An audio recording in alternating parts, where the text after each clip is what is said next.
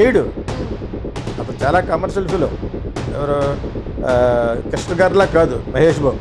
ఇప్పుడు పవన్ కళ్యాణ్ ఒప్పుకుంటే 200 కోట్లు ఇస్తారు. అతనికి ఉన్న క్రేజ్కి ఒప్పుకోడు. అవసరమైతే పోసంపల్లి ఫ్రీగా చేస్తాను కీరవాణి ఫాదర్ శివదత్ అని చెప్పేసి 94 ఇయర్స్లో పోయారు ఆయన. ఇంకా మాట్లాడేవాడు ఫోన్ చచ్చిపోయే వరకు నాతో మాగీత కృష్ణ అంటే ఉండేవాడు. సో ప్లస్ 40 ఏళ్ళ క్రితం నాకు ఒక పెయింటింగ్ వేసి ఇచ్చాడు ఆయన. పక్కన పెడితే రాజమౌళి పెద్ద సినిమాలు తీస్తున్నాడు అనేది ఎస్టాబ్లిష్ అయింది. లేకపోతే అతను మామూలుగా ఈ కమర్షియల్ సినిమాలు చేస్తున్నాడు. జింకి చక్క నేనే అమ్మాయి సమంతని కూడా నేనే యాడ్స్లో ఇచ్చాను 17 ఏళ్ళ క్రితం. సమంత, తమన్నా, బిద్దు మాధవి, ఇంకా చాలామంది ఉన్నారు. అతనితో హిట్ చేసిన పూరి జగన్నాథ్నే పక్కన ఎందుకు పెట్టారు? హలో అండి, నమస్తే. నేను మీ అంజలి.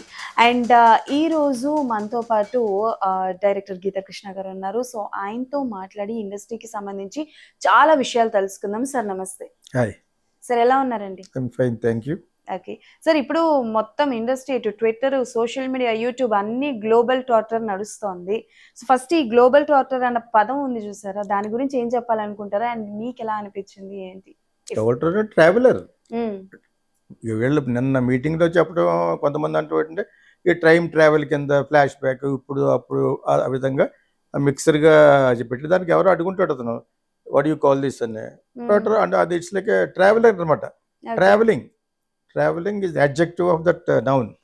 చెప్పి గ్లోబల్ ట్రాటర్ అన్నారు కదా, దాని గురించి ఎక్కువ మాట్లాడలేదు అనుకోండి. కానీ బట్ వాళ్ళు ఏదో గ్లిమ్సెస్ కింద కట్ చేసి వారణాసి ఎందుకు పెట్టాము అనేది దాని గురించి ఎక్కువ మాట్లాడారు. నేను అక్కడక్కడ కొంచెం చూశాను. సో అది that is because of he wants to make Mahesh Babu look different అని చెప్పేసి అంటున్నారు. అది ఎలా డిఫరెంట్ అనే నాకు తెలియదు. ముందు జయంత్ సి పరాంజీ సినిమా ఒకటి వచ్చింది, కౌబాయ్ సినిమా, అందులో హ్యాట్ పెట్టుకున్నాడు. అలా నేను అన్నానో మొత్తానికి వాట్ ఎవర్ ఇట్ ఈస్ అతను జుట్టు తెల్ల చేసి మిరాయి అనే ఒక చెత్త సినిమా వచ్చింది, ఆ గెటప్ పేడ్లో పెట్టారు. అప్పుడు ఆ అబ్బాయి లాగా చింపిరి జుట్టు కింద పెట్టి ఒక బుల్ మీద వస్తుంది. అది కూడా కొత్త ఏం కాదు కదా, బుల్ అనేది రూపం మారింది. ఇదే బుల్ బ్లాక్ బుల్ మీద విక్రమ్ వస్తున్నట్టుగా శంకర్ తీశాడు అపరిచితుల్లో. ఇది nothing new glimpses in that నాకు తెలిసి. But anyway it is kind of a different film for Mahesh Babu. Okay, yeah exactly. మీరు ఇప్పుడు అన్నట్టు it's not a new thing అయి ఉండొచ్చు. బట్ ఇప్పటి వరకు మహేష్ బాబు గారు ఎక్కడ కూడా దీస్ కైండ్ ఆఫ్ జానర్ కావచ్చు, ఇప్పుడు ఎంట్రీ కావచ్చు, ఇలాంటివి ఎప్పుడు జరగలేదు. సో ఈ సినిమా వారణాసి సినిమా అన్నది మహేష్ బాబు కెరియర్ లో ఎలా ఉండబోతుంది? చాలా వరకు ఫ్యాన్స్ కావచ్చు, ఇండస్ట్రీలో ఉన్న వాళ్ళు ఆయన కెరియర్ లోనే ది బెస్ట్ వన్ అవుతుంది అని అంటున్నారు. సో వారణాసి సినిమా మీద మీ అభిప్రాయం ఏంటి? ఇప్పుడు బెస్ట్ అనే దానికి కొలమానం పక్కన పెడితే రాజమౌళి పెద్ద సినిమాలు తీస్తున్నాడు అనేది ఎస్టాబ్లిష్ అయింది. తర్వాత ఒక సై అనే సినిమా కొంచెం యావరేజ్ ఆడింది, కానీ మిగతా అన్ని సినిమాలు 98% సక్సెస్ లో ఉన్న డైరెక్టర్.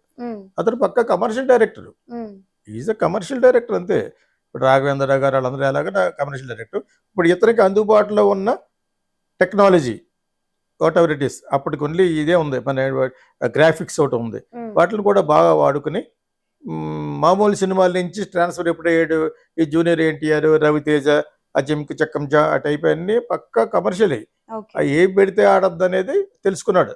రాఘవేంద్ర గారు పనిచేసాడు, తర్వాత టీవీ సీరియల్ పనిచేసి మొత్తం ఇలా చేస్తే బాగుంటుందని వాళ్ళ ఇంట్లో అందరూ కూడా కథలు చెప్పేసి వాళ్ళే. నాకు బాగా దగ్గర కూడా వాళ్ళందరూ. వాళ్ళ ఫాదర్ మొన్నే పోయారు, నేనంటే చాలా ఇష్టం ఆయనకి. కీరవాణి ఫాదర్ శివదత్ అని చెప్పేసి 94 ఇయర్స్లో పోయారు ఆయన. ఇంకా మాట్లాడేవాడు ఫోన్ చచ్చిపోయే వరకు నాతో మాగీత కృష్ణ అంటే ఉండేవాడు. సో ప్లస్ 40 ఏళ్ళ క్రితం నాకు ఒక పెయింటింగ్ వేసి ఇచ్చాడు ఆయన. విజయేంద్ర ప్రసాద్ అక్కడక్కడ కలవడం తప్పితే నాకు అంత ఆయనకు అంత Vijayendra Prasad is 12 years younger to Shivdatt, Keeravani గారి ఫాదర్ అనమాట. ఇది ఇతను అప్పటికి నేను డైరెక్ట్ చేసేటప్పటికి పెద్ద ఇది లేదు. బట్ ఒకసారి నా కాఫీ బార్ సినిమాకి సీఎంని పిలిచినప్పుడు అతని యొక్క అంతర్యంలో ఉన్నది బయట పెట్టడం కోసం తనే వచ్చాడు. దానికి యాక్చువల్గా సినిమా వాళ్ళు ఎక్కువ పిల్లలేదు, అందరూ యాక్ట్ చేసిన శశాంక్ రాజమౌళికి సినిమాలు చేశాడు కాబట్టి నేను కూడా రావచ్చు అని అడగడం, ఈయన పిలవడం చేశాడు. రమ్మనంటే పిలిస్తే ఎక్కువ మంది అయిపోతారని సీఎం వద్దన్నాడు రోసయ్య గారు. ప్రోటోకాల్ ప్రకారంగా 100 people ఉండాలి అంటే ఆయన కూడా చోట్ల 40 మంది ఉన్నారు సెక్యూరిటీ. అదిని రోసయ్య గారు తెలియక అది నా ముందు జాగ్రత్తలో ఎక్కువ మందిని పిల్లలేదన్నమాట. పిలిస్తే అందరినీ పిల్లాలి, నా మొట్టమొదటి హీరో నాగార్జున గారికి పిల్లాలి, చిరంజీవి పిల్లాలి, బాలకృష్ణ పిలవాలి. అంచేత ఎందుకు అవన్నీ లేకుండా ఓన్లీ జర్నలిస్టులే ఉన్నారు 60 మంది, సీఎం గారు కూడా 40 మంది. ఇంకా నా ఫ్రెండ్స్ వాళ్ళు కలిసి ఒక 20 మంది ఉన్నారు, వాటి కాకతీయలు చేసాం. అప్పుడు చాలా బాగా మాట్లాడాడు, నాకు ఎందుకు సంతోషం ఉంది, అప్పటికి ఇంత పెద్ద సినిమాలు చేయలేదు ఇతను, అప్పుడప్పుడే వస్తున్నాడు, అప్పుడే బాహుబలి ప్లాన్ చేస్తున్నట్టున్నారు. ఈగా అనే సినిమా వచ్చినట్టుంది. ఈగా రావడానికి కారణం నేను అనుకునేవాడిని అనమాట, అంటే నేను ఆ టైటిల్లో తూనీగా అని అనౌన్స్ చేశాను అప్పటికే. ఇంకా సో ఇది ఫ్రమ్ 13 years బ్యాక్. సో అది మెటీరియల్స్ అవ్వలేదు. ఇతను ఈగా అని పెట్టి ఒక టెక్నాలజీని ఉపయోగించి హీరోలో ఉండాలని అవసరం లేదని, అప్పుడు నాని చిన్న యాక్టర్గా ఉన్నాడు కాబట్టి నాని అమ్మాయి సమంతని కూడా నేనే యాడ్స్లో ఇచ్చాను 17 ఏళ్ల క్రితం. సమంత, తమన్నా, బిద్దు మాధవి, ఇంకా చాలా మంది ఉన్నారు, మీకు తెలిసిన వాళ్ళ పేర్లు చెప్పాను. ఒక అనుష్క తప్పితే చాలా మందిని నేను యాడ్స్లో పెట్టేవాడిని 17 ఏళ్ల క్రితం మెడ్రాస్లో. సో ఇతను మాట్లాడేది నాకు ఎందుకు నచ్చిందంటే, ఇతను ఏజ్ సరిపోదు యాక్చువల్గా, నా కోకిల సినిమా గురించి మాట్లాడే అంత ఏజ్ ఉండదు, కానీ తర్వాత ఎప్పుడు చూసినా కూడా షార్ట్ బై షార్ట్ చెప్తున్నాడు. అసలు ఈ సబ్జెక్ట్ని ప్రొడ్యూసర్కి చెప్తే ప్రొడ్యూసర్ ఎలా ఒప్పుకున్నాడో నాకు తెలియట్లేదు అన్నాడు. అంటే చాలా అవగాహన ఉన్నప్పుడు, నా సినిమా గురించి చెప్పట్లేదు, చాలా అవగాహన ఉన్న దర్శకుడి కింద తీర్చిదిద్దబడతాడో నాకు అప్పుడే అర్థమైంది. లేకపోతే అతను మామూలుగా ఈ కమర్షియల్ సినిమాలు చేస్తున్నాడు, ఆ జింకి చక్క I might not like such films, trash కింద అనిపిస్తుంది నాకు. ఇక్కడ బళ్ళు వేస్తే అక్కడికి వచ్చి పడడం, ఎవరో మన జూనియర్ ఎన్టీఆర్ సినిమా అక్కడే వేస్తాడు, అక్కడ వచ్చి ఇక్కడ పడుతుంది, పడి గుచ్చుకుంటుంది అనమాట. సో అవి రియలిజంకి దగ్గరలో లేని సినిమాలు నేను పెద్ద ఇష్టపడను. అది రాఘవేంద్ర చేసిన ఎవరు తీసినా కూడా లాజిక్ ఉండాలి, రియలిస్టిక్ డ్రెస్లు ఉండాలి. ఎగ్జాజరేటివ్ వేసుకున్న ఈ లెదర్ జాకెట్లు, లెదర్ పెట్టి కుక్కలు బరుగుతాయి. ఒకప్పుడు చిరంజీవి వేసుకున్నటువంటి బట్టలు మేము నవ్వుకునేవాళ్ళు అప్పుడు, అంతే. సో రియాలిటీగా లాజికల్లీ రియలిస్టిక్ జోనర్ అనేది కొత్తగా అలవాటు చేశారు అందరికీ మీ ఛానల్స్ ద్వారా. ఓకే. అండ్ ఇందాక మీరు మాట్లాడుతూ రాజమౌళి గారి గురించి మాట్లాడుతున్నారు కదా, సో నాకు తెలిసి ఇప్పుడు వస్తున్న డైరెక్టర్స్ అందరూ కూడా చాలా వరకు రాజమౌళి గారిని ఇన్స్పిరేషన్ గా తీసుకుంటారు. లైక్ మణిరత్నం గారిని, ఇలా రాజమౌళి గారిని, వీళ్ళందరినీ జోనర్లో పెడతారు. బట్ రాజమౌళి గారు ఒక సినిమా చెయ్యాలని అంటే he will take too much of time.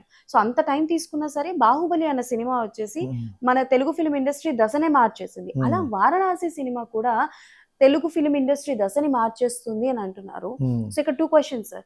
Rajamouli గారి గురించి ఏం చెప్తారు? ఒక ప్రాజెక్ట్ కి ఇంత టైం తీసుకోవడం వల్ల ఇటు పక్క యాజ్ అ డైరెక్టర్ గా ఆయనకి, యాజ్ ఆర్టిస్టులు కూడా అదే ప్రాజెక్ట్ కి స్టక్ ఆన్ అయిపోయి ఉండిపోతున్నారు.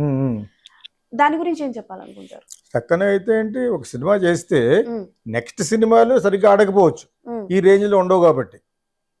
అది టర్న్ ఆఫ్ రాజమౌళి బిజినెస్. నేను ఇలాగా తీరుబడికి తీసుకుంటా వెళ్తే బాగుంటుందని ఒక నమ్ముకున్నాడు. నిజంగా అంత టైం పడుతుంది సినిమా తీయడానికి, 100 నుంచి 200 రోజుల కంటే ఎక్కువ ఏ పెద్ద సినిమాకు ఉండదు. వర్కింగ్ డేస్ చెప్తున్నాను. దానికి ప్లానింగ్ అది స్లోగా చేసుకుంటే క్రేజ్ పెరుగుద్దని బాహుబలిలో ప్రూవ్ చేసింది. బాహుబలిలో వాళ్ళ పొరపాటు వల్ల గ్రాఫిక్స్ సరిగా రాక ఆ రాణాను ఇది ఉంది కదా బుల్ ఫైట్ చెత్తగా వచ్చింది. అది దాన్ని కూడా కరెక్ట్ చేయడానికి మళ్ళీ ఇంకో 4 నెలలు తీసుకుని ఇదంతా బడ్జెట్ మీద గెట్టేశారు. ఇంకా బాగా చేస్తున్నాం అంటే నెగిటివ్ని పాజిటివ్గా చేశాడు. అదేందా చాలా బాగా చేస్తారు, పొడి చేస్తున్నాం, ఇంకో 100 కోట్లు అయిపోయింది, ఎన్ని అబద్ధాలు అని చెప్పాను నేను. ఓకేనా?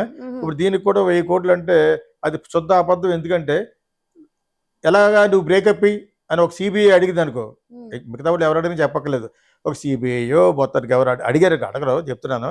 అతనికి 200 కోట్లు అంటే, నాకు 150 కోట్లు అంటే, అమ్మాయికి ఒక 50 కోట్లు అంటే, వీడికి 50, అదే అయిపోయింది 600 కోట్లు. సినిమా తీయడానికి మటుకు 100 కోట్లే రెమ్యునరేషన్ ఎక్కువ అంటారు. ఆ విధంగా చెప్తారు. నిజంగా ఇప్పుడు ఈ సినిమాకి ఎవరికాటికి రెమ్యునరేషన్ ఇవ్వలేదు ఎవరు కూడా. సినిమా అయిందంటే పార్ట్నర్షిప్ పంచుకుంటారు.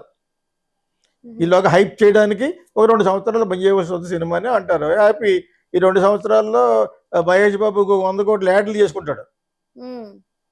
యాడ్స్ ఉంటాయి కదా, నువ్వు పెద్ద ప్రాజెక్ట్ చేస్తున్నప్పుడే యాడ్స్ వస్తాయి, పెద్ద ప్రాజెక్ట్ హిట్ అయినప్పుడే యాడ్స్ వస్తాయి. This is the reminder for everybody. ఒక సినిమా ఫ్లాప్ అవ్వకుండా ఉండాలంటే ఏం చేయాలి? అతనితో హిట్ చేసిన పూరి జగన్నాథ్నే పక్కన ఎందుకు పెట్టారు? అతనికి హిట్లు లేవు, ఇప్పుడు చేయడు. అతను చాలా కమర్షియల్ ఫిలో. ఎవరు? కృష్ణ గారిలా కాదు మహేష్ బాబు. అతను ఆయన అయితే దయచేసి దెబ్బతిన్నాడు కదా అని ఇచ్చి డేట్లు ఒక నథింగ్ జాంతనాయ్. సో ఆ అమ్మాయి అంతే, అంచేత హిట్ ఉంటేనే ఇస్తాడు, అది ఇంటికి కూడా వెళ్ళడం.